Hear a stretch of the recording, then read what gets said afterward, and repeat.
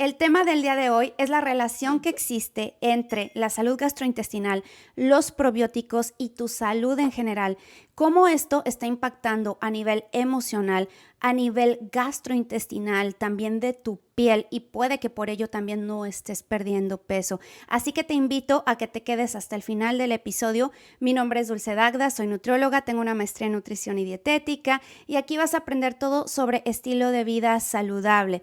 Y te voy a contar que nos unimos 4 profesionales de la salud en una mesa redonda, en un e-meeting online, donde entraron muchísimas personas también a participar, y lo quise hacer esto de forma de un episodio del podcast para también poderlo editar y que quedaran nada más las cosas importantes, quitar las fallas técnicas como generalmente sucede en cualquier otra reunión online, que pasan estas cositas de que a alguien le falla el micrófono, etcétera. Entonces dije, bueno, lo voy a editar y lo voy a poner aquí. Y los participantes súper profesionales, de verdad, personas muy preparadas. El doctor Juan Pablo Núñez, quien es psiquiatra, él abarcó todo el tema de los probióticos y la relación directa con tu salud mental y tus emociones. También la doctora Mariana Serrano, ella es dermatoestética, médica dermatoestética, abarcó el tema de la piel y cómo podemos ya ir incorporando los probióticos para tener una salud dérmica y que tengamos la piel bonita y glowy a través de los probióticos. Y el doctor Carlos Cuevas, que es experto en metabolismo, él también se dedica a todo lo de la bariatría. Muy interesante esta plática, y por supuesto yo platiqué de la parte de la nutrición, un poquito más del fitness y la relación con los probióticos y lo nuevo que está surgiendo. Está muy interesante, te recomiendo que lo escuches de principio a fin, que lo compartas con tus amigos, con tus familiares. Los links a las redes sociales de estos profesionales de la salud, como también de mis redes sociales, lo voy a dejar aquí en las notas del podcast, o si me estás viendo en formato de YouTube, también lo voy a dejar en la cajita de descripción. Cabe mencionar que esta mesa redonda la hicimos en torno al fin de semana del bienestar, que es un fin de semana que se hace cada año, donde los profesionales de la salud, quien quiera participar y unirse de manera gratuita, pueden ofrecer algo simple y sencillamente para mejorar la salud del mundo. Entonces nosotros nos unimos como profesionales, fuimos 4 y dijimos, pues vamos a hacer algo diferente, y cada quien desde su lugar. También te voy a dejar el link a la página de el fin de semana del bienestar, que se llama The World Wellness Weekend. Vale la pena que le eches un vistazo. A lo mejor ya este año ya pasó, pero para el próximo año, si tú eres profesional de la salud, que puedas entrar y que puedas también participar y aportar algo a la comunidad. Yo creo que es algo muy bueno. Así que sin más por el momento, te dejo con esta mesa redonda. Fíjate que está muy interesante cuando planeamos esta plática. La verdad que creo que se le puede sacar mucho jugo por las diferentes vertientes que hay de especialistas y de profesionales de la salud, ¿no? La parte mental, el área metabólica, el área dermatológica, un experto en nutrición. Entonces, creo que este conjunto nos va a ayudar muchísimo, se le va a sacar mucho jugo. Creo que es una plática muy interesante hablando del uso de los probióticos, que en realidad en mi tema, en lo que me corresponde a mí, lo que lo veo todos los días, que yo soy especialista en metabolismo, me especializo principalmente en sobrepeso y en obesidad, pues los probióticos han sido un tema donde ha sido objeto de múltiples estudios. Y cuando digo múltiples estudios, son estudios serios, o sea, que avalan esta información. Y la evidencia lo que nos dice es que los beneficios que se llegan a tener con el uso de probióticos, específicamente, es que mejoran tanto en el peso de los pacientes como en los parámetros metabólicos. ¿A qué me refiero con parámetros metabólicos? Se ha visto una reducción en la parte del colesterol, de los triglicéridos, en la parte del índice de masa corporal y perdiendo grasa general, pero también algo muy importante, se ha visto la pérdida de grasa visceral, que es toda esta grasa que se pega a nuestros órganos, a nuestras vísceras, principalmente al hígado. Entonces, en el hígado graso hay investigaciones, funciona muy bien, y la verdad es que hay algo que se llama el rey de los estudios, que son los metaanálisis. ¿Qué es un metaanálisis? Un metaanálisis es un estudio que estudia muchos estudios en un tema en particular. Digamos que científicamente es lo que más potencia tiene o mayor validez científica tiene, es un metaanálisis. Y hay metaanálisis que relacionan perfectamente y han sacado conclusiones espectaculares sobre el uso del probiótico en los pacientes con sobrepeso, con obesidad. Ahora, Uno se preguntaría, bueno, a ver, si ya entendimos que los probióticos son estas bacterias que tenemos, o más bien un probiótico es una bacteria viva, que lo que va a tratar de hacer es colonizar nuestra flora intestinal, hoy conocida como microbiota, es lo mismo, si alguien escucha flora intestinal o microbiota, es exactamente, o microbioma, es lo mismo. Estamos hablando de todas estas bacterias que generalmente se pueden presentar en cualquier lado del cuerpo, en la piel, en las mucosas, en este caso vamos a hablar de la mucosa intestinal como tal. Ahora, todas estas bacterias, hay bacterias buenas, bacterias malas, hay patógenos. Aquí el chiste, lo que se ha visto es que lo que tenemos que tener es un equilibrio. Y se le llama disbiosis cuando se pierde ese equilibrio entre, digamos, los microorganismos buenos contra los malos. Cuando los malos van ganando en estos microorganismos vivos que tenemos, pues nos van a producir estos efectos que generalmente muchos llegamos a tener. Me siento distendido, ¿no? La gente le llama colitis, tengo muchos gases, eruptos, estoy muy cansado, no puedo procesar muchos alimentos. Y bueno, esto se da por esta disbiosis que se llega a tener. Pero en la cuestión del peso como tal, dijimos que estas bacterias regulan la pérdida de peso. Y uno diría, bueno, ¿y cómo lo hacen? Aquí viene lo interesante. Hay 4 mecanismos principales de cómo lo hacen. Lo primero es que tú al tomar microorganismos, y ojo, por aquí viene lo más interesante, no son cualquier tipo de microorganismo. O sea, ya está muy estudiado la clase o la cepa, se le llama, a la diferenciación de bacterias o microorganismos que nos ayudan a la pérdida de peso. Pero específicamente, ¿cómo lo hacen? Lo que va a hacer es que cuando yo tomo probióticos, ya sea de forma natural o en una cápsula, porque ahorita vamos a ver qué alimentos me ayudan, no necesariamente tiene que estar concentrado en una cápsula como tal, que nos ayuda cuando está en una cápsula como tal, porque consumo el probiótico o el microorganismo que realmente necesito. Eso es lo maravilloso. Ahora, ¿cómo lo hacen? Lo que hace es, cuando yo tomo probióticos, lo que va a haber es, voy a tener una regulación de mi microbiota. La otra es que va a mejorar la barrera intestinal. La barrera intestinal se llama esta parte de la mucosa donde tú absorbes los alimentos y que si no hay una barrera adecuada puedo tener algunos síndromes que nos van a causar esos problemas de distensión abdominal y todos esos problemas gástricos que queremos evitar. La otra o el otro mecanismo por el cual puedan ayudar es que la regulación del metabolismo energético. Se ha visto que regulan todo el tema de la acción a la hora de yo consumir calorías. Y la otra y la más importante de todas es que lo que tenemos que saber es que los seres humanos, la mayoría de las patologías de los seres humanos, hay una inflamación crónica. Es decir, cuando envejecemos por una oxidación, que en realidad es un proceso inflamatorio crónico de bajo grado. Es decir, el ser humano tiene enfermedades y muere por la inflamación crónica en general, a nivel intestinal, a nivel dermatológico, a nivel del sistema nervioso central, es decir, en general siempre hay una inflamación. Y lo que hace prácticamente los probióticos se ha demostrado es que disminuye esta inflamación de bajo impacto, pero que es continuo. Ahora, mucha gente debe decir, y seguramente mucho lo hemos comentado, tomo un probiótico y la verdad yo no veo ninguna diferencia. Pues bueno, es que hay de probióticos a probióticos y depende para qué los tomes. Pasa lo mismo con los omegas, pasa con todo, pasa incluso con los medicamentos. Entonces, depende un probiótico para qué está destinado y cuánto debo consumir, es importante, bajo qué patología tengo que consumirlo. Es decir, tienes indicaciones muy precisas. Fíjate que los estudios, este estudio que hablamos de los metaanálisis que hacen, estos grandes estudios para demostrar científicamente el peso que tiene alguna hipótesis, han llegado a la conclusión que para que realmente tú veas resultados en la utilización de un probiótico, lo tienes que utilizar por lo menos o mínimo de 8 semanas a 12 semanas. La mayoría de la gente solo quiere 30 días, o sea, 4 semanitas y quiere ver un cambio. Eso no lo vas a lograr con un probiótico. O sea, y quien te diga que lo va a lograr el cambio, puedes notar cambios, evidentemente desde el primer mes, pero eso los estudios te dicen y te demuestran que mínimo tienes que tomarlo de 8 a 12 semanas para ver un cambio real. Ahora, se ha demostrado también en estudios de modelos animales, no en humanos, que lo que ha mejorado mucho es la acumulación de la grasa y mejorar los perfiles lipídicos, lo que es el colesterol triglicéridos. Se pasan esos estudios ya humanos y también se ha visto que hay una gran mejoría en ese sentido.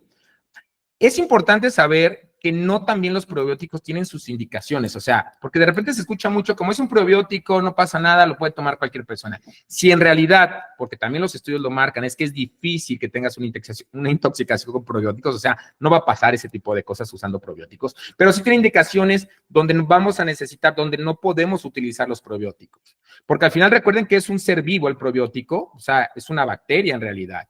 Y esta bacteria hay que tener cuidado también en algunas indicaciones. Por ejemplo, yo no lo puedo utilizar en pacientes que están inmunodeprimidos, es decir, que su sistema de defensa está más bajo de lo normal. ¿En qué pacientes pasa esto? Pacientes que están en quimioterapias, por ejemplo, con cáncer, o en pacientes con VIH. Tengo que tener mucho cuidado porque puede haber una sobrepoblación, una infección o coinfección con el probiótico y puede ser peligroso. Entonces hay que tener cuidado con este tipo de pacientes. Otra contraindicación son pacientes que tienen válvulas cardíacas sintéticas y que pueden contribuir a una sobreinfección. Otros son pacientes que tienen intestino corto y que puede también una sobrepoblación. Es decir, son mínimas las contraindicaciones de un probiótico, pero es importante saberlas, ¿correcto? Entonces es importante saber cómo la voy a utilizar. Ahora, regresando al tema que nos interesa, en el tema del sobrepeso y la obesidad, que ya dijimos cómo funcionan, hay dos grandes familias que son las importantes. Los lactobacilos, que seguramente las escuchan en todos lados, y unas llamadas Bifidobacterium. Son los dos grandes, digamos, las dos grandes familias que nos van a enseñar y que nos van a ayudar en el tema del sobrepeso y la obesidad. Ahora, del tema de los lactobacilos, hay 6 específicamente, 6 modelos. Son lactobacilo y luego le ponen el apellido, ¿no? Y entonces tenemos el Casei, tenemos el Ransonei, tiene unos nombres así medio raros, ¿no? Pero son 6 cepas específicamente que son el Rhamnosus, el Lactobacillus yazidei, el Sakei, el Plantarum, ¿no? Que funciona muy bien, el Curvatus. Estos lactobacilos, el Acidophilus, que también es muy conocido, estos y el Bifidobacterium spp. Este grupo de microorganismos, lo que han demostrado, hay estudios fehacientes que han demostrado que yo puedo llegar a tener un mejor aprovechamiento de los nutrientes en cuanto a mi utilización, en cuanto a las calorías y mi metabolismo. Puedo mejorar mis grasas, tanto colesterol como triglicéridos, pérdida de grasa visceral y algo muy importante, pueden regular el apetito. ¿Ok? Hay perfiles y hay ya demostración de estos estudios que mejoran los perfiles de adiposinas. Es decir, toda esta utilización de estos probióticos realmente, repito, no quieren decir que sean un tratamiento único y absoluto. Tampoco quiere decir que está peleada la medicina tradicional o alópata, que es a lo que yo me dedico, está peleada con este tema. O sea, en realidad lo que queremos, y hoy en día la medicina trata de hacer eso, o por lo menos la nueva escuela de la medicina trata de entender que es muy importante el tema nutricional. O sea, a ver, los medicamentos no son la solución y no han demostrado ser la solución. Tiene una gran ventaja el uso de medicamentos sobre muchos tratamientos extras. Sin embargo, también la solución, como no es el medicamento la solución, tampoco la solución es todo el tema naturista. Entonces, es un tema holístico donde tenemos que tener, el ser humano se tiene que dejar de ver como fragmentado. Tenemos que entender que somos un ente donde convivimos en sociedad, entonces tiene que ver hasta el tema de la comunidad, ¿no? El tema incluso familiar, si tengo contención o no familiar, el tema de mi alimentación, el tema de cómo me siento yo físicamente, si hago deporte o no hago deporte, cómo y qué como. Entonces, hoy en día tenemos que entender que los probióticos son una parte fundamental de todo este nuevo espectro que toca para poder nosotros tener una buena salud. Si tú quieres bajar de peso, si tú quieres llevar una alimentación, no te puedo yo decir que con probióticos lo vas a lograr. O sea, necesitas comer bien, hacer ejercicio, a lo mejor utilizar algún suplemento, en este caso probióticos destinados a ayudarte en el tema de tu objetivo, a lo mejor algún medicamento extra si es que lo necesitas. Hoy están muy de moda los GLP-1, que ese es otro tema, no me voy a meter ahí, pero lo que voy es, hoy en día tenemos que tener la capacidad de entender que los probióticos juegan un papel muy importante y después de que le ceda la palabra a mis compañeros van a entender que están ligados con todo. Evidentemente lo que dijo Mercedes hace ratito de que es nuestro segundo cerebro, yo podría decir que es tan importante este órgano, porque es un órgano en general, este órgano es tan importante como el corazón, como el cerebro, como los riñones, como el sistema endocrino, es decir, durante muchos años se dejó de un lado, se pensaba que era un reservorio nada más para absorber y que de ahí ya no pasaba más. Hoy en día la investigación científica demuestra que no es así, que tiene una importancia su uso y un impacto muy importante. Falta mucho por investigar todavía, o sea, en realidad no es un tema nuevo, pero no es un tema tan explorado. Pero con lo que tenemos hoy en investigación podemos determinar que tiene mucho de dónde podemos sacar y encontraremos, escúchenme bien, y se los digo hoy qué día es, 20 de septiembre de 2024, el futuro de muchos tratamientos de forma coadyuvante, quiere decir con la medicina tradicional, en conjunto, la alimentación y los probióticos o los suplementos, van a ser el futuro de los tratamientos médicos en el mundo. Entonces, quiero que abramos un poco la mente y entendamos que es parte de todo, ¿no? Habrá quien me dice, híjole, es que primero la alimentación y que si hago ejercicio, oye, eso me va a permitir que yo no tenga cáncer, que yo el día de mañana no tenga hipertensión, que el día de mañana yo no tenga obesidad o que tenga una enfermedad. La respuesta es no, nadie te puede asegurar eso porque también viene una parte importante que es la parte genética. Y tenemos que entender que la parte genética y del microbiota, del ADN es otro completamente, otro tema muy importante, no determinante, pero es muy importante el tema de ADN. Entonces, la parte genética, la parte de ciertas generaciones o ciertas familias tienen a hacer ciertas enfermedades también es importante. Y repito, el medio también tiene un impacto sobre nosotros. Así como nosotros tenemos un impacto en el medio, también el medio tiene un impacto sobre nosotros. Entonces, se ven cosas muy interesantes.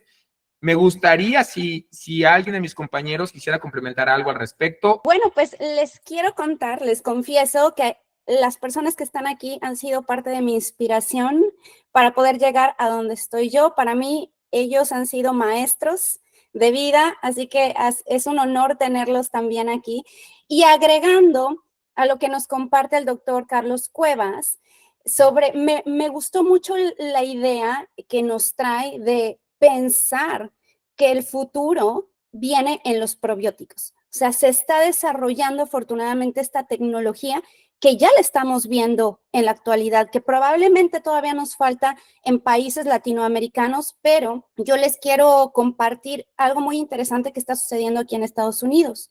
Y esto es algo que yo ya lo aplico con mis pacientes aquí y que les mejora tremendamente la microbiota, por supuesto, pero eso impacta a nivel celular. El estudio de microbiota personalizado, o sea, checar cómo está la microbiota, checar qué probióticos tiene, qué probióticos le falta, qué patógenos tiene y todo tipo de bacterias, virus que tienen adentro. Pueden ser virus, hongos, bacterias, parásitos y les checan todo el perfil. Y esto es una imagen muchísimo más nítida y que podemos ver en tiempo real cómo está funcionando su microbiota. Y con base en esto, hacen probióticos personalizados. Entonces, por ejemplo, dicen Mercedes está teniendo estos síntomas, tal, tal y tal. Entonces vamos a correlacionar esto con el perfil de su microbiota. Hacen el estudio de su microbiota, es una muestra de heces que se manda por correo, además te llega un kit a tu casa, se manda por correo y después de esto ya te personalizan el probiótico para ti. Porque algo que decía el doctor Carlos es que algunas personas no deben de consumir ciertos probióticos o no deberían de consumir probióticos. No sé, hay algunos grupos poblacionales que no pueden. ¿Por qué? Porque tienen una disbiosis, el SIBO, que es el sobrecrecimiento bacteriano, y entonces si tú le estás dando la misma bacteria continuamente, pues estás creciendo esa bacteria. Y lo que quieres es una simbiosis, que haya ese balance en la microbiota. Por lo tanto, van a checar tu microbiota y te van a decir, bueno, a Mercedes le hace falta tal y tal y tal. Y automáticamente, como dijo, en 3 meses se ven los cambios. Por supuesto, esto acompañado con una dieta y estilo de vida. Y en la parte del ejercicio, yo quiero enfatizar, quiero hacer un poco más de énfasis en la parte del ejercicio, que es lo que a mí me ocupa el día de hoy. El intestino saludable puede mejorar significativamente la digestión y aumenta la disponibilidad de nutrientes. Y eso, por supuesto, que va a impactar de manera positiva en el rendimiento. Hay muchas personas que no tienen ganas de hacer ejercicio, que no tienen energía bajo ninguna circunstancia, y es porque justamente tienen el intestino permeable y no están absorbiendo los nutrientes adecuadamente. Pero una vez que se trabaja de la mano con probióticos, estilo de vida, dieta, entonces pueden tener esa energía para poder ir y hacer ejercicio y por lo tanto se pueda reparar de mejor manera la masa muscular y ayuda a mantener las respuestas inflamatorias bajo control, que son aspectos claves para recuperarse después de que vamos al gimnasio, ¿no? O hacemos cualquier tipo de ejercicio. Para mí la más importante es el ejercicio de fuerza. De hecho, hay varios estudios muy interesantes donde hacen esta relación directa entre el ejercicio de fuerza y la microbiota. Yo actualmente estoy siendo partícipe de un estudio que están haciendo con Akkermansia. Es un tipo de bacteria muy específica que está relacionada con un buen metabolismo. Yo estoy participando en él como parte del programa de fitness. Entonces, están segmentando diferentes grupos. Yo estoy en el grupo de los que hacemos ejercicios, de atletas. No soy atleta de alto rendimiento, pero soy atleta porque hago ejercicio de fuerza, de gimnasio, físico-culturismo sin llegar al punto de competencia, pero estoy en esto y está muy interesante. Una vez que ya tenga los resultados, por supuesto que los voy a compartir con todos ustedes, cómo el impacto de la Akkermansia puede mejorar el rendimiento físico. Entonces, chequen ahí, apúntenle, Akkermansia con doble K. Esa bacteria quiero que se la graben de memoria. Y hay varios. Dulce, ¿podemos escribirlo en el chat, porfa? Sí, por supuesto. Mil gracias. Pero sí, excelente la Akkermansia para metabolismo, función metabólica, rendimiento y por lo tanto va a impactar a nivel general. Otras cepas que también se están estudiando para la recuperación muscular, por ejemplo, es Bifidobacterium breve, Longum y Coagulans.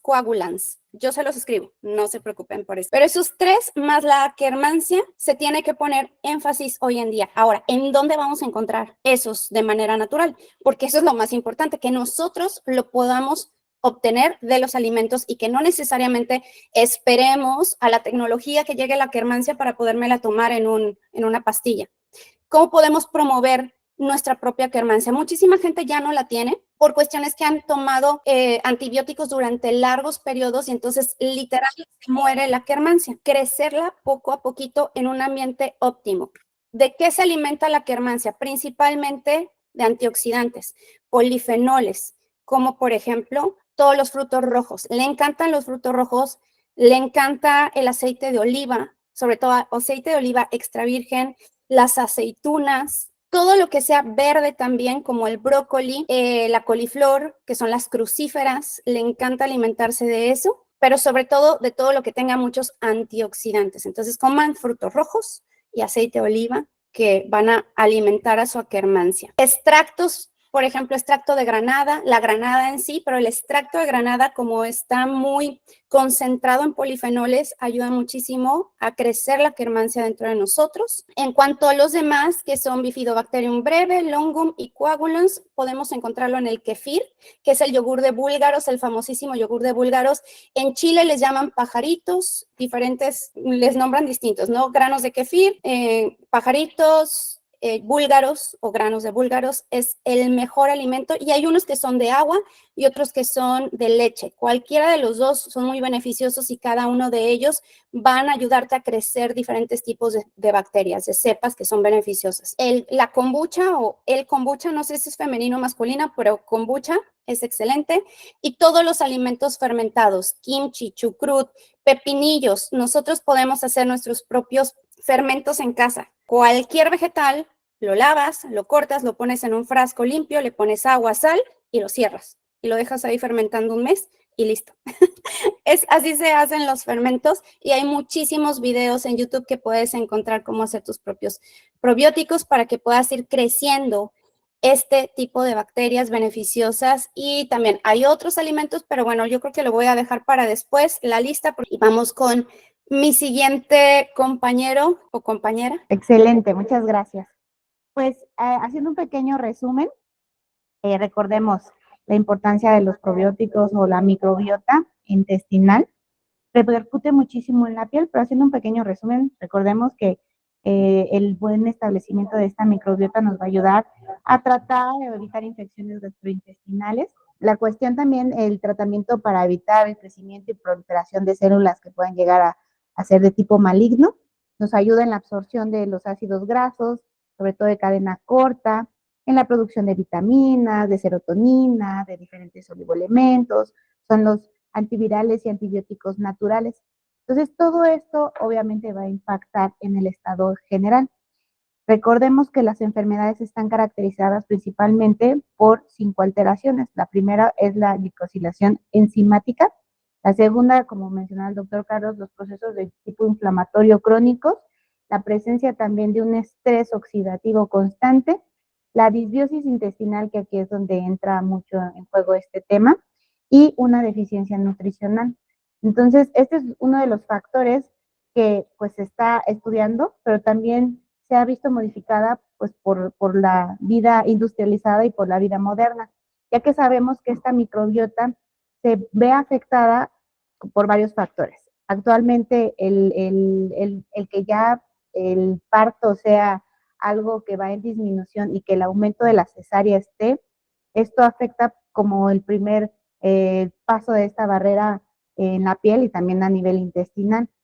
Obviamente, cuando el nacimiento se da por el canal de parto, esta es la primera embarrada, por así decir, de este tipo de probióticos de la madre que le está dando a la mamá. Ahora, al tener cesáreas, evitamos este proceso, por lo cual perdemos esta primera capa de microbiota o dermobiota de la piel. También el uso constante de antibióticos, que en mucho tiempo fue de forma desmesurada, actualmente ya hay un poco más de control, sin embargo, es muy conocido que cualquier infección, inmediatamente el uso de antibióticos es la primera opción, lo cual afecta a esta microbiota. También la cuestión de industrialización, los alimentos, como mencionaban al principio, pues cada vez tienen menores concentraciones de nutrientes, sin embargo, también el uso de fertilizantes, insecticidas, va a afectar, y es el que consumimos también, y esto va a afectar, obviamente, en este proceso de la microbiota. Los alimentos, los animales también, el darle antibióticos, suplementos para el crecimiento rápido, hormonas para este desarrollo más acelerado, también va a impactar en este proceso que finalmente uno es el consumidor final. Y bueno, la actualidad, el estrés, el no dormir, una dieta alta en azúcares, pues todo esto nos está llevando a, como se mencionó, esta alteración a nivel de la microbiota intestinal. Tenemos un eje muy importante que es el cerebro, la piel e intestino. Entonces, recordando que si estas alteraciones se presentan, obviamente va a tener repercusiones y se observa en la piel. La piel es el órgano más extenso que tenemos, es el espejo de nuestro interior. Entonces, es una buena oportunidad que si observamos estas características de la piel, vamos a observar también cómo se encuentra pues este interior. Y dentro de los padecimientos o enfermedades de la piel en que se ha observado más este impacto, el primero es el acné, que es de los padecimientos más comunes que vemos en consulta. Sabemos que es un proceso inflamatorio en donde existe una sobreproducción de la glándula sebácea, una proliferación no solamente de un tipo de cepa, sino un tipo de filamentos, y también pues estos procesos crónicos de tipo inflamatorio que se presentan. En estudios se ha observado y se ha demostrado que el uso de probióticos durante al menos 12 semanas ha reducido a más de la mitad este tipo de procesos inflamatorios, a diferencia de otros tratamientos en los cuales no se aplica, por lo cual es algo muy interesante. Y también identificar qué tipo de cepas son las que se utilizan.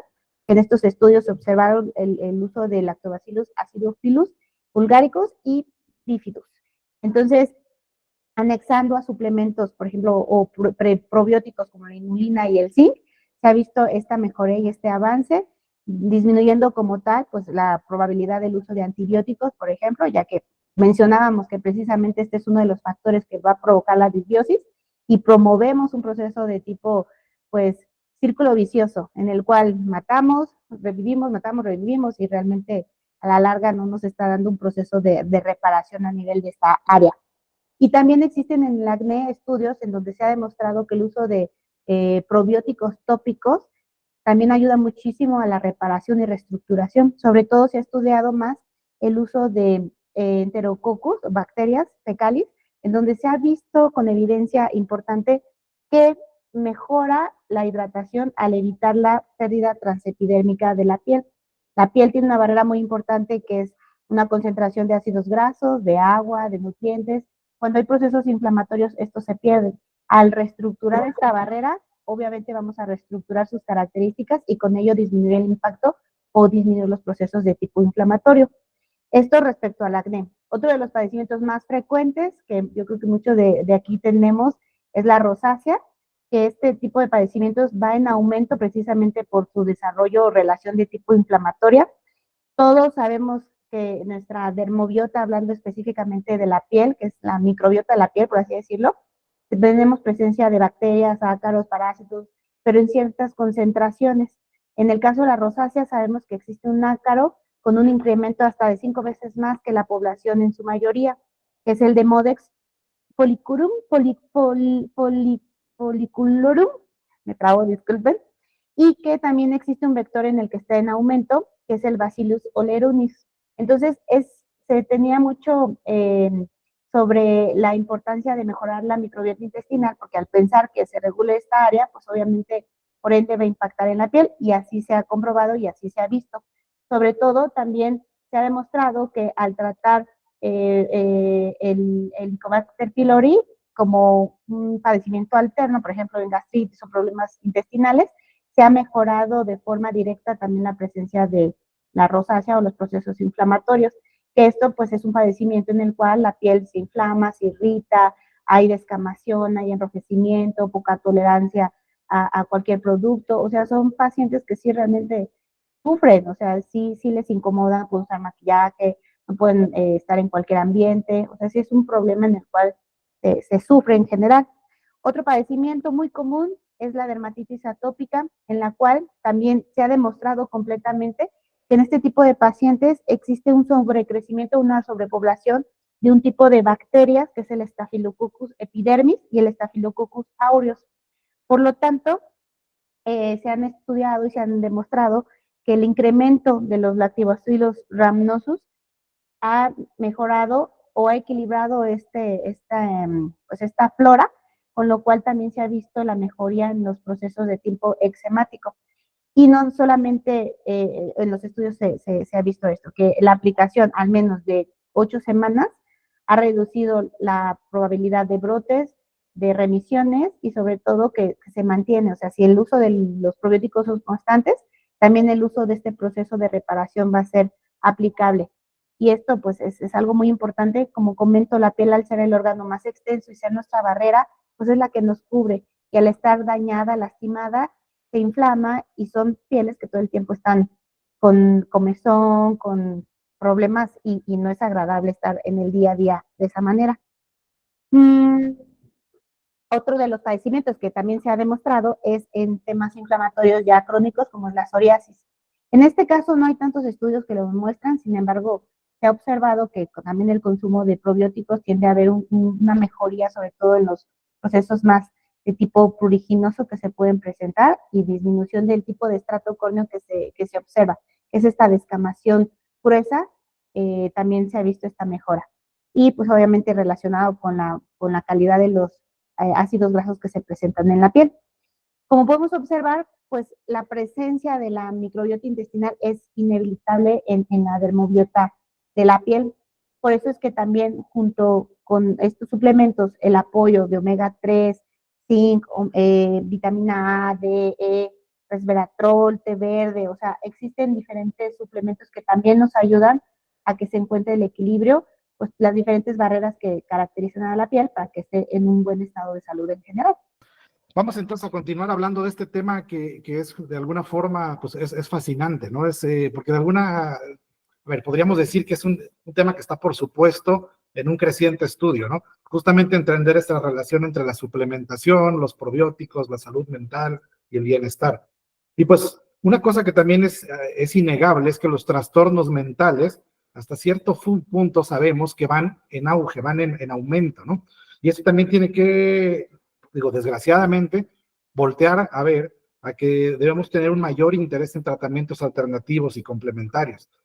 De alguna u otra forma, sabemos que las investigaciones sugieren que el microbioma intestinal, que como ya lo han dicho todos mis compañeros, es esta comunidad de microorganismos que conviven a nuestro intestino, pues van a jugar un papel crucial en nuestra salud mental. Pero, ¿cómo vamos a conectar entonces la suplementación y los probióticos? Bueno, pues sabemos entonces que el microbioma no solo va a influir en nuestra digestión, sino también en la producción de neurotransmisores. Por ejemplo, ya hay muchos estudios que indican que aproximadamente el 90% de la serotonina, que es un neurotransmisor clave en la regulación del estado de ánimo, se produce en el intestino. Por eso es que de alguna forma está más que bien dicho que el intestino es un segundo cerebro, ¿no? Estudios recientes, por su parte, pues han encontrado que una flora intestinal desequilibrada también se relaciona con trastornos de ansiedad y de depresión. Por ejemplo, Cuando hablamos entonces de suplementación y de probióticos, entran en juego algunas variables. Los probióticos, hemos dicho ya, son microorganismos vivos que cuando se consumen de alguna u otra forma en cantidades adecuadas, van a ofrecernos beneficios para la salud. Importante recordar lo que decía, por ejemplo, el doctor Cuevas, ¿no? Por eso es relevante identificar las cepas, identificar también las variedades y, por supuesto, las cantidades.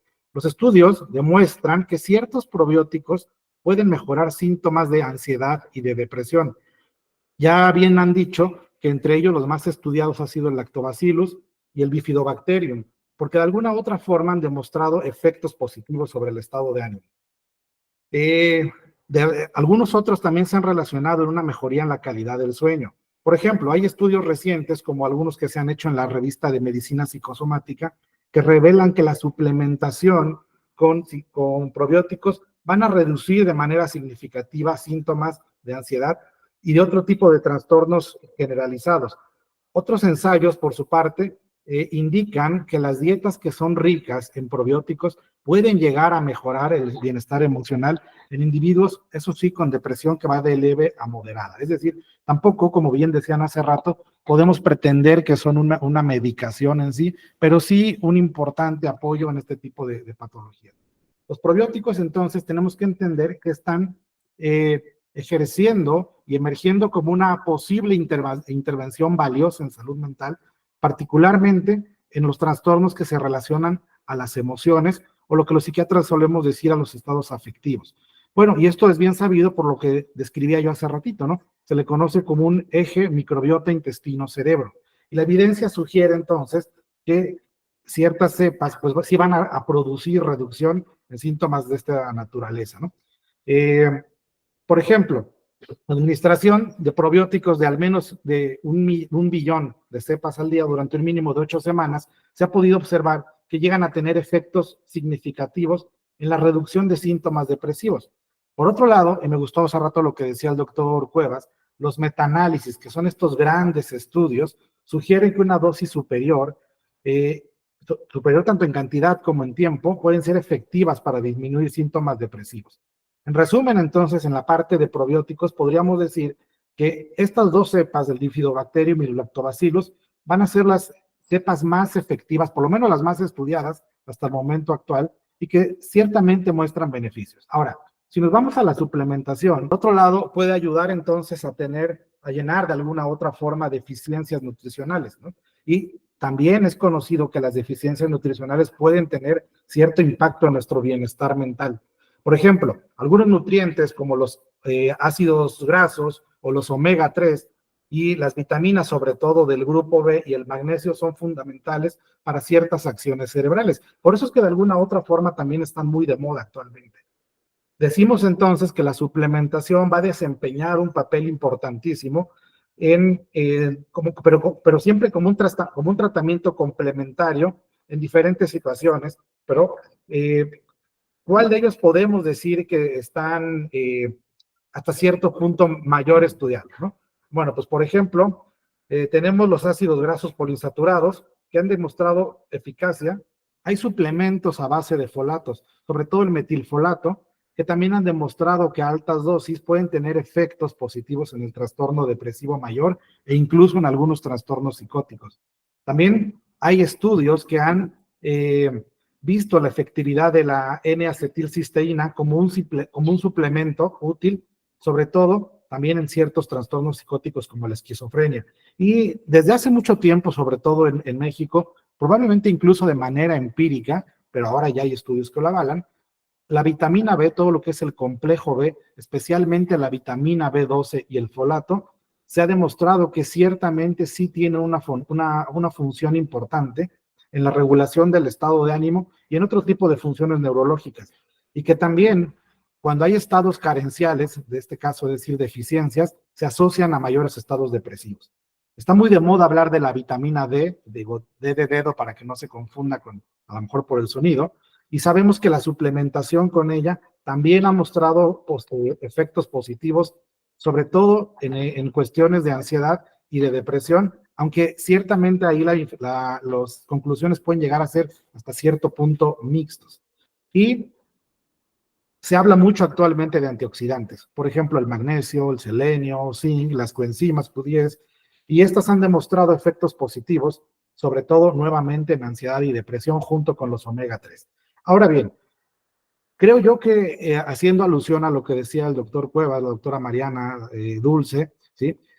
Ciertamente uno tiene que tener ahora un enfoque totalmente integral donde podamos evaluar no nada más la enfermedad, sino ciertos estados dietéticos y también carenciales y considerar, por supuesto, el uso de probióticos y de suplementos. No, insisto, no como un tratamiento formal, pero sí como un complemento. Ahora, esto siempre tiene que tener el cuidado de ser totalmente individualizado y recordar que no, los tratamientos no llegan a ser sustitutos ni de la psicoterapia, ni de los medicamentos, sino que finalmente son complementos que pueden pueden llegar, perdón, a potenciar el bienestar. De alguna otra forma, yo diría que la relación entre el microbioma intestinal, la suplementación y la salud mental van a ser un área, que ya están siendo, perdón, un área emocionante y prometedora. A medida que nosotros vamos avanzando en esta comprensión, va a ser vital integrar una serie de conocimientos y de prácticas en el ejercicio clínico, es decir, que cada vez de alguna u otra forma sería muy útil, o se empieza a ver, que los equipos en salud empiecen a ser totalmente multidisciplinarios. Por eso es que charlas como estas, como la que estamos haciendo ahora, nos gusta integrar a diferentes áreas del conocimiento en salud y que tengan como objetivo justamente el bienestar.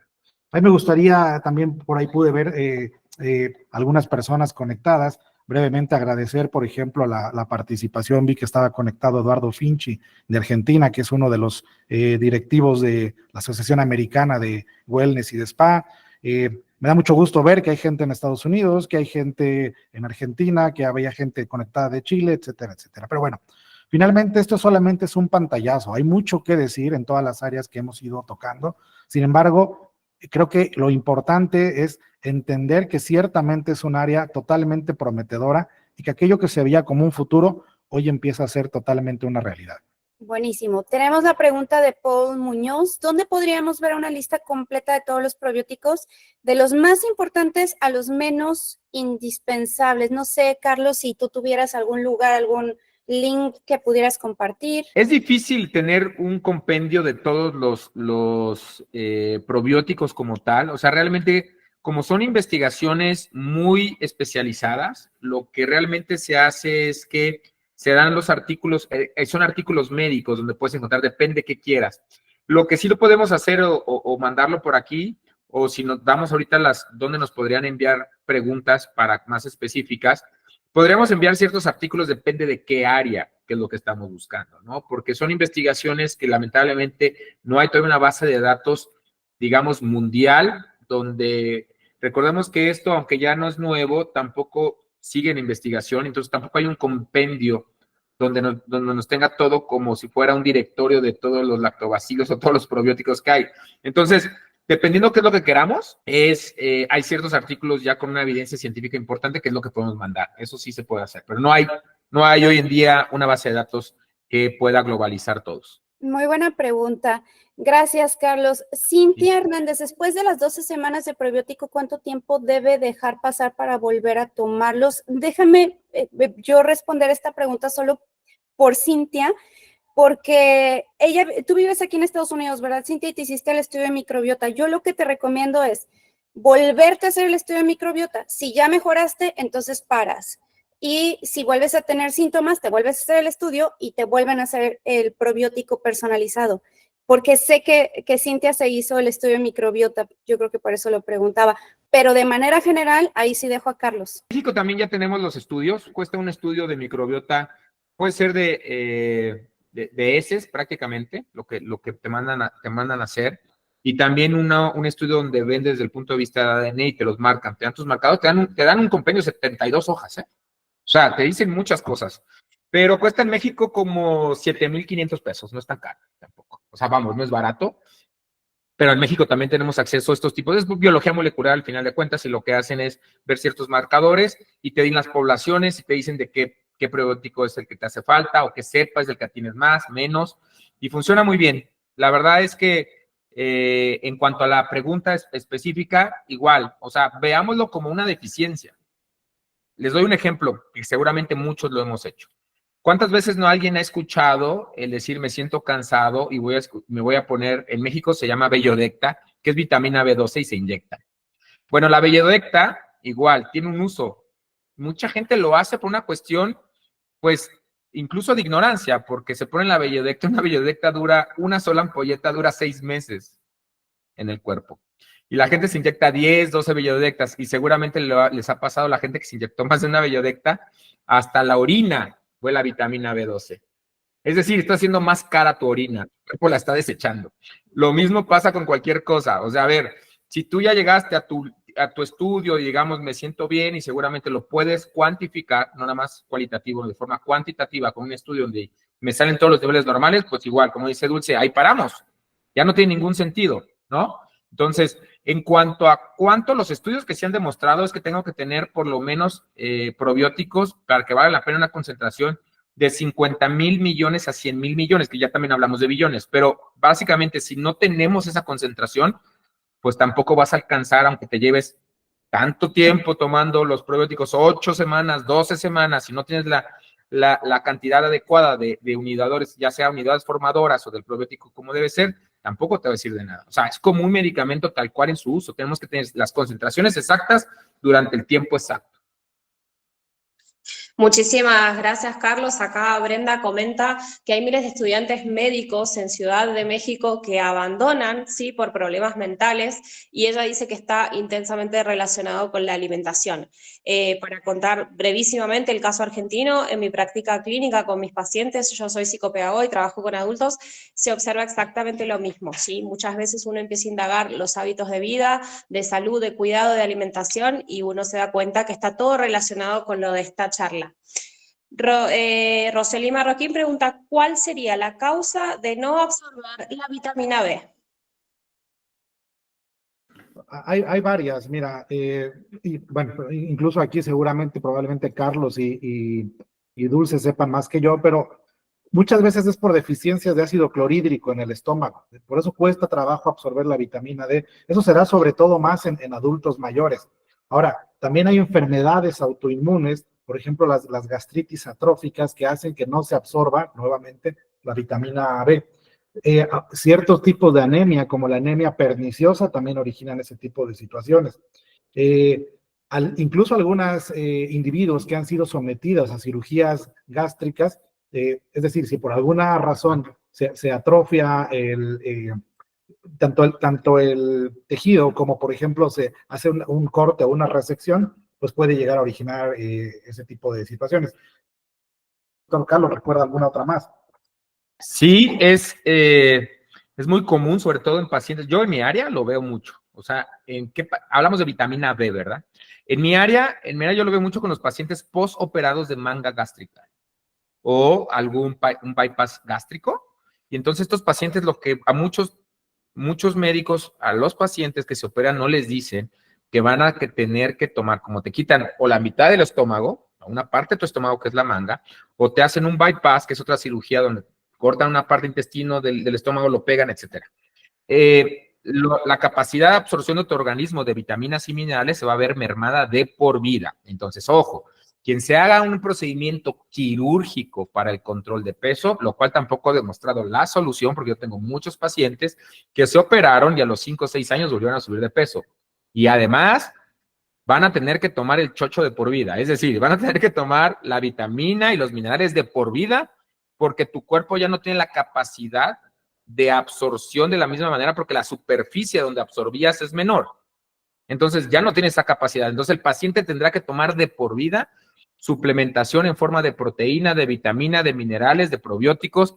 Y entonces lo peor es que cuando llegan a tener el mismo peso, dicen, oye, pues ya tengo los 20, 30 kilos que tenía cuando me operaron, los tengo de nuevo y además voy a tener que seguir tomando el medicamento. Sí, vas a tener que seguir tomando los suplementos.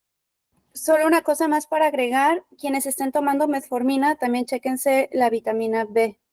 Esa es muy buena aportación. La metformina exactamente inhibe la absorción de la vitamina B12 y lo podemos ver, yo lo veo mucho con los pacientes. De hecho, la metformina es un buen medicamento en tiempo para lo que se tiene que usar, hay que saber cómo usarlo, pero tiene una de las principales complicaciones, lejos del tema gastrointestinal, de las diarreas, de los dolores de cabeza que puede dar, etcétera. Un problema que no se ve, y tienes toda la razón, es la absorción con la vitamina B12. Es correcto. Sí, Mariana, perfecto. Muchas gracias. No necesariamente tienen que ser los mismos, que en ambos se aplica los de tipo Lactobacillus acidophilus vulgaricus y los bifidus, pero a diferencia en el acné se promueve más las vitaminas y el zinc también y el selenio. Entonces en rosácea no necesariamente tienen que estar presentes, ahí podemos más bien apoyar con el uso de omega 3, por ejemplo, sobre todo por el tipo de ácido graso que se produce. Entonces, sí de base el tipo de lactobacilos, pero no los suplementos alimenticios que también apoyamos con la rosácea. Gracias, Mariana. Salvador dice, soy de metabolismo lento y mi hijo también. ¿Se puede llegar a tener un metabolismo normal si los consumo en mi dieta diaria?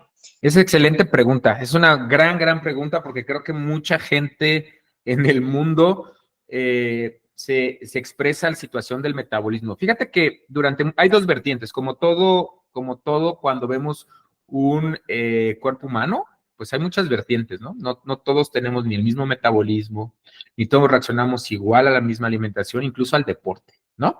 Entonces, es muy específico que hay como una tendencia al final, si tú te haces un estudio de ADN, nosotros somos 99.9% iguales, la raza humana, 99.9%, y solo el 0.1% somos distintos con características distintas porque venimos de otras familias, etcétera.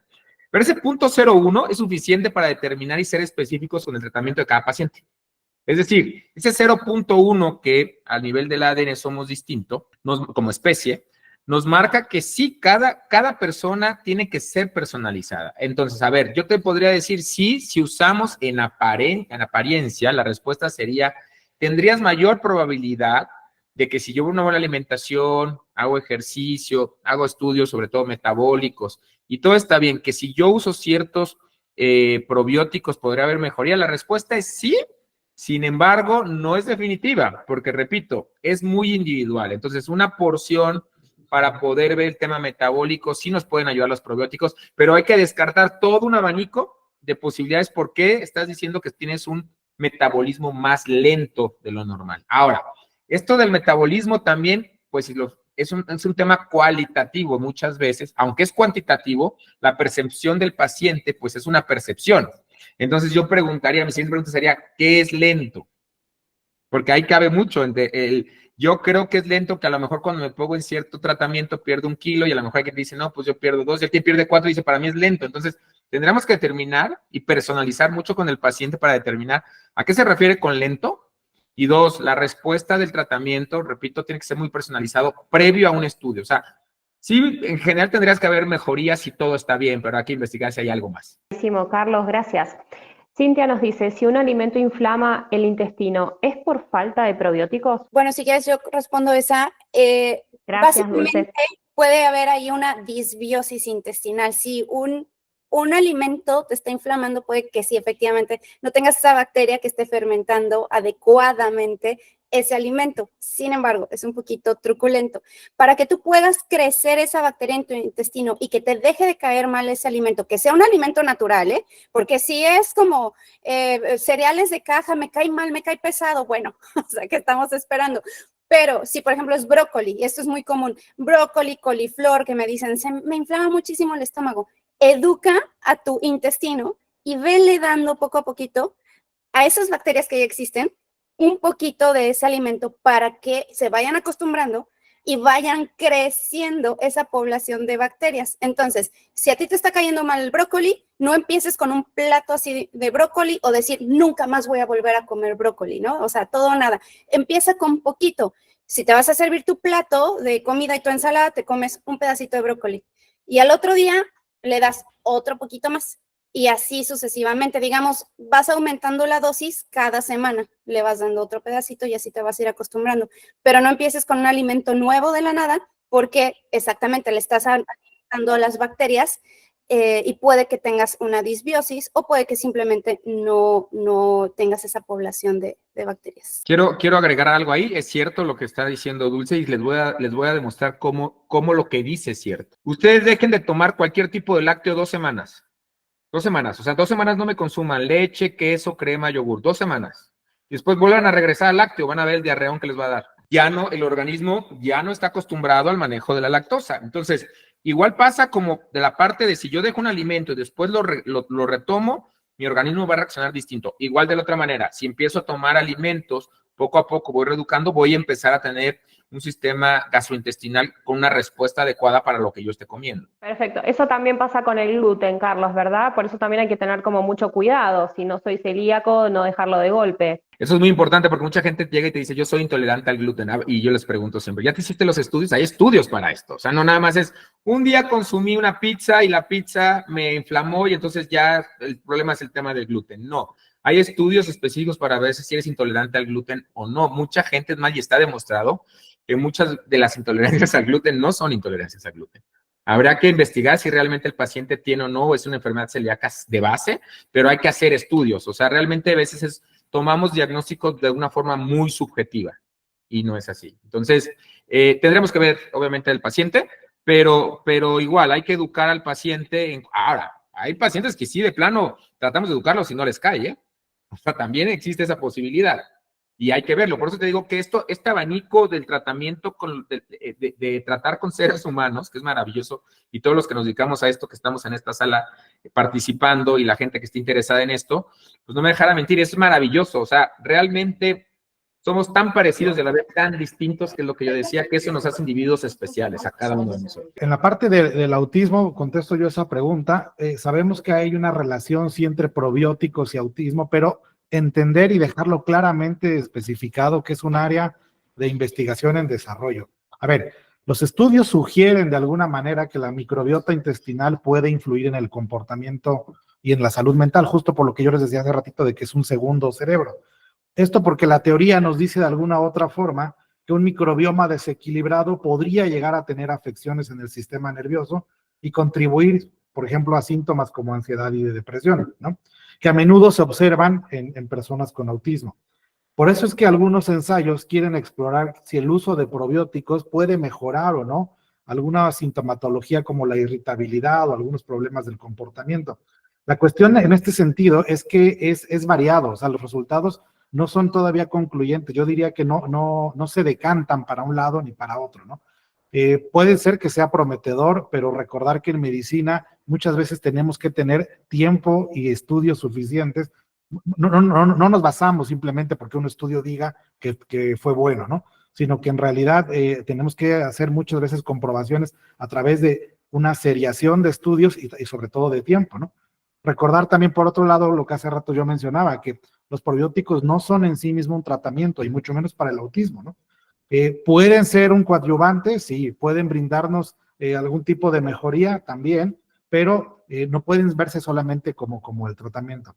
Por el otro lado, la otra pregunta que decían, de si los alimentos están hormonizados o que estén llenos de químicos, bueno, yo justamente diría que justamente por esa razón, hace rato mencionábamos, y aquí probablemente Dulce, Carlos, Mariana puedan aportar un poquito más, que si hablamos de antioxidantes también es porque hay una cuestión de radicales libres. Entonces, si de alguna u otra manera asumiéramos que y perdón por la expresión, que la comida estuviera, y entre comillas, contaminada, pues justamente aquí es donde la suplementación podría ayudar un poco en esa situación. Sí, el tema es muy variado porque además, digo, a mí nunca me gusta hablar de estas cosas porque pues digo, lo que me dedico yo es a la medicina y lo que menos me gusta es politizar, ¿no? Pero bueno, me queda muy claro, si me dedico a este tema del sobrepeso y la obesidad, engloba un poco el tema de la alimentación, que Dulce nos tendrá que decir.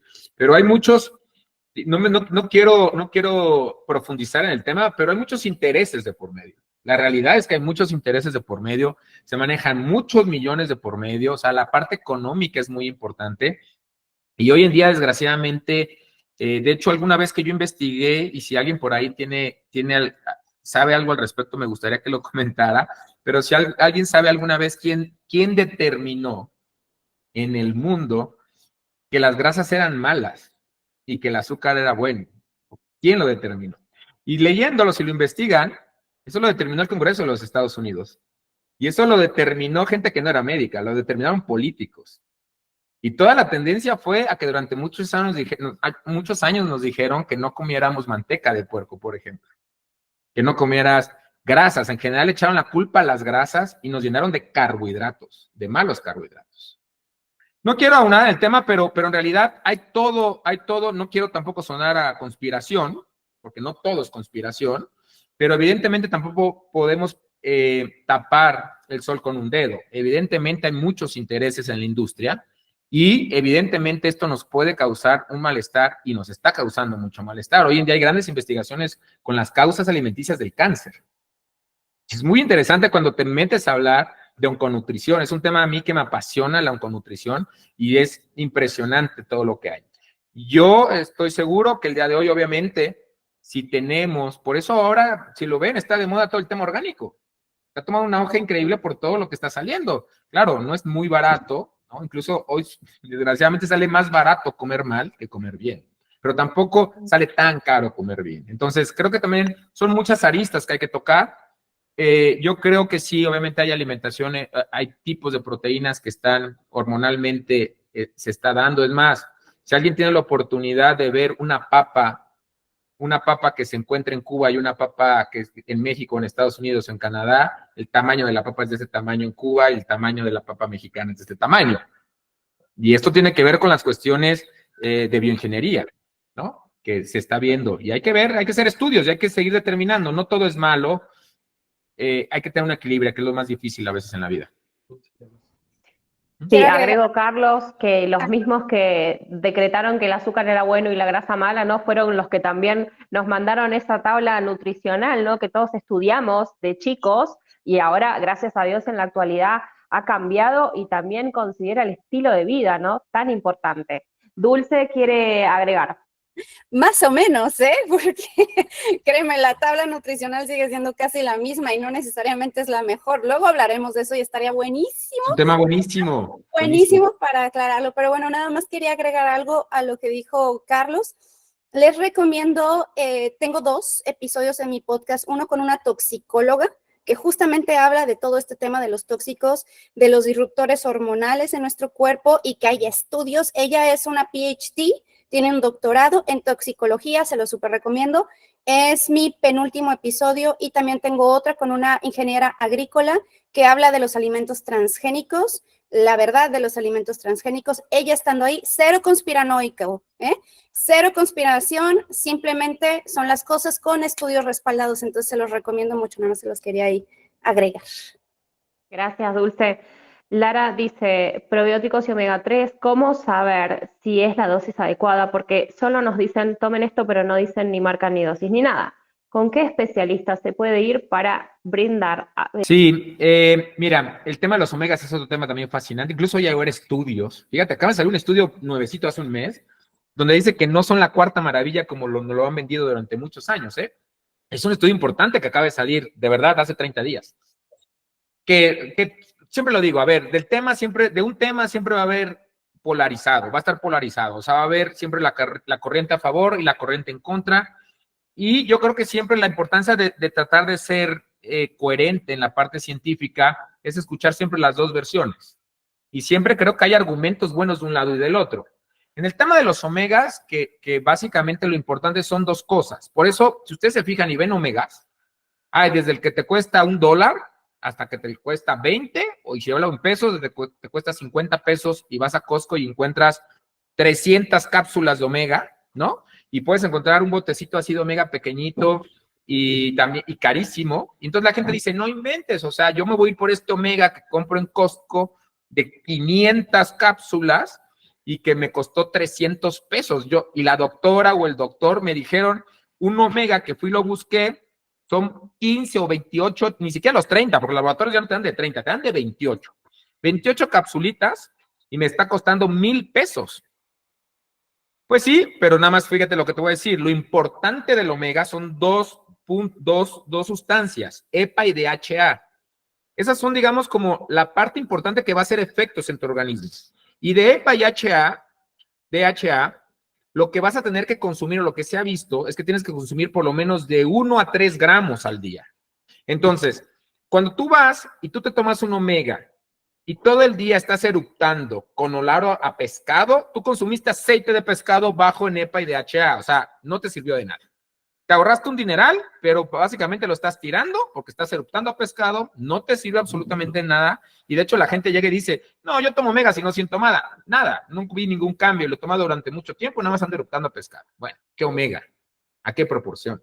Entonces digo, veo su omega, digo, no hombre, mira, con este omega que compraste en Costco, de este tamaño, tú necesitas para la dosis de EPA y de HA, necesitas casi 30 cápsulas para llegar a la dosis adecuada. No, ¿cómo crees? Pues voy a estar eructando peor. Claro, compra un buen omega. O sea, lo importante del omega es el EPA y el DHA. Hay muchas marcas, tampoco vamos a entrar en eso, pero lo importante es que entre EPA y DHA, de un omega, o sea, lo importante al final de un omega es que el DHA y el EPA en una sola cápsula tendrías que tener una concentración aproximadamente de 1 gramo, entre 900 y 1 gramo. ¿Por qué? Porque no es lo mismo tomarme, para yo llegar a esa concentración, entre 1 y 2 cápsulas puedo lograrlo todos los días. O sea, 1 o 2 cápsulas al día está perfecto. Pero imagínate que tener que tomar 20, 30 cápsulas no sirve de nada. Entonces, un buen omega, no importa la marca, un buen omega es un omega que te da más o menos por cápsula casi el gramo entre EPA y DHA. Muchísimas gracias, Carlos. La última pregunta de la noche es de Cintia y es para Mariana. Dice, escuché sobre los probióticos tópicos. Mariana, ¿nos puedes contar un poquito, porfa? Sí, actualmente la industria, la verdad que ha ido en pues, en crecimiento de esta área, y sobre todo viene mucho también del área oriental, los coreanos, los japoneses, es parte de rutina milenaria, y esto ha dado que también en el occidente empecemos a ver y apostarle para estas áreas. Entonces, marcas como la Roche, por ejemplo, ya lanzó su línea de hidratantes con la presencia de probióticos tópicos. También, por ejemplo, Vichy tiene un suero que ya se le está implementando también los probióticos, y suplementos alimenticios también como Cuteral, que también ya aplica este tipo de suplementación oral relacionado con los que van más enfocados a la piel.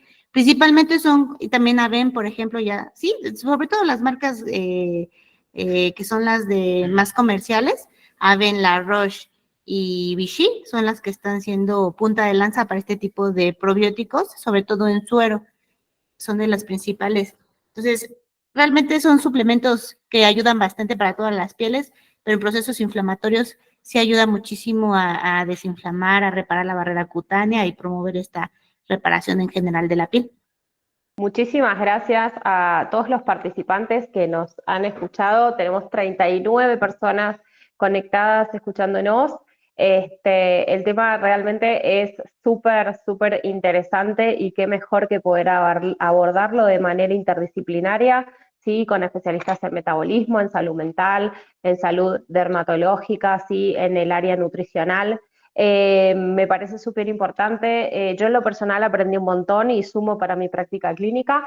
Quiero agradecer especialmente a Carlos, a Juan Pablo, a Mariana, a Dulce, y para resumir, me quedo con una frase que dijo Carlos, que dice que tenemos que entender que el futuro de la medicina sí está relacionada con los probióticos, ¿no? Es lo que viene. Y es importante poder incorporarlos a nuestra vida para tener estilos de vida más saludables y prestar atención un poco más a qué comemos y cómo nos alimentamos, porque bueno, somos lo que comemos. No sé si alguien más quiere hacer algún comentario o quieren abrir micrófonos, y si no, les agradecemos muchísimo su participación.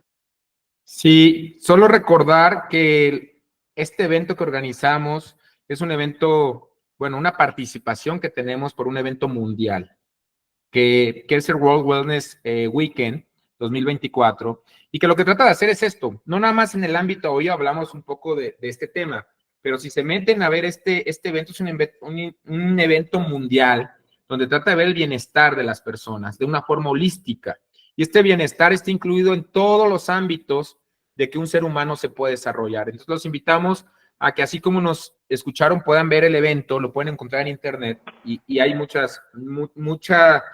información de otras áreas dentro del bienestar. Justamente en lo que dice Carlos, digo, aquí voy a hacer algunos recordatorios. Por ejemplo, Dulce va a tener otros eventos, Mercedes, que es psicopedagoga, que está en Argentina también. Pueden entrar justamente al portal del World Wellness Weekend, en cierta forma está auspiciado por la Organización de las Naciones Unidas, porque tiene como un tercer pilar justamente el bienestar y el desarrollo entre los pueblos, ¿no? Justamente en ese sentido, lo menciono para que estén al pendiente, hay muchas actividades, vemos que están conectados en muchos lugares o en muchas partes, así que la aplicación te da un mapa mundial donde tú puedes buscar actividades cerca de ti. Muchísimas gracias. Les mandamos un cariño grande, gracias por conectarse y hasta la próxima. Cuídense mucho, felicidades, gracias. Bye. Gracias por escucharme y quedarte hasta el final del episodio. Te agradecería si compartes esta información con tus amigos y me dejas 5 estrellas. Toda la información sobre consultas, cursos, suplementos y todo lo que menciono viene en el Linktree de las notas del podcast. Te mando un abrazo telepático y nos escuchamos la próxima semana. Bye.